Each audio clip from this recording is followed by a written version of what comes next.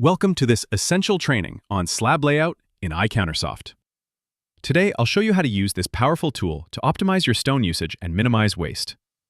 By the end of this lesson, you'll be confidently laying out countertop pieces on stone slabs. The complete layout can then be used by your cutters to optimize cutting of stone slabs.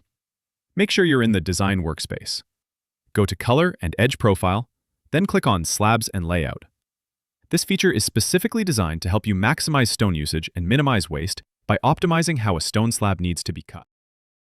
Now let's explore the slab layout interface. You'll see three main areas here. First, we have the group canvas on the left, which shows all the countertops for the current area. Let me quickly rename this area by clicking on Rename Area and changing it to Kitchen. In the center, we have one slab. By default, you start with one slab and all countertop pieces are positioned at the top left. Notice the slab description that specifies the slab size. Let's click on it to open the Edit Slab dialog. Here you can change the slab dimensions and even upload an image of the actual slab for vein matching. We'll cover vein matching in another video. For now, let's change the slab length from 119 to 126 inches and the height from 56 to 60 inches. Click Save and you'll see the slab size change immediately. Notice how the pieces now show different colors. Red means a piece is out of bounds and intersecting with other pieces. Yellow means they're intersecting but within bounds. And green means they're properly positioned within the slab boundaries. But first, let's add more slabs so we can easily move the pieces around. Click on Add Slab. I think I've added one too many. Let me show you how to remove a slab. Click on the slab description of the third slab. Click Delete Slab from the Edit Slab dialog. And it's gone. Now on the right side, you'll see the full layout view, which shows all the countertop pieces, including splashbacks. This view is particularly useful for vein matching, which we'll explore in another video. Now let's learn how to add seams to your countertop pieces. Seams are set according to how you want to cut and fabricate the countertops. First, I'll move some pieces into the second slab to make it easier to work with.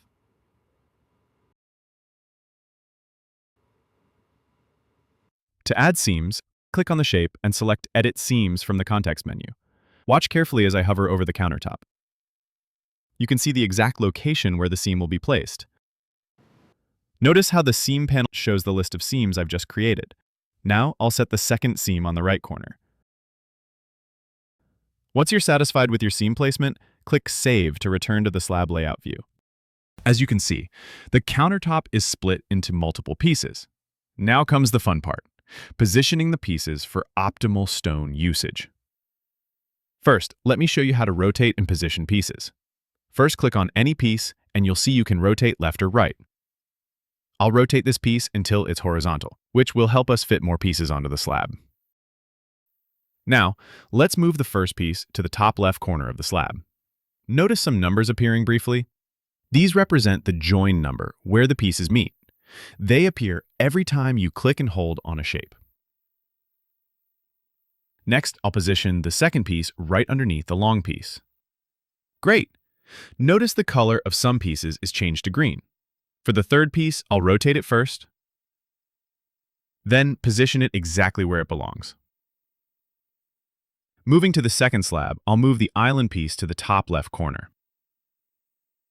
Finally, I'll position the splashbacks right under the island piece. That looks good. Once everything is in place, you can print this out by clicking the Print Slab Layout button. This shows the print of the layout we just created. Let's cancel out of here.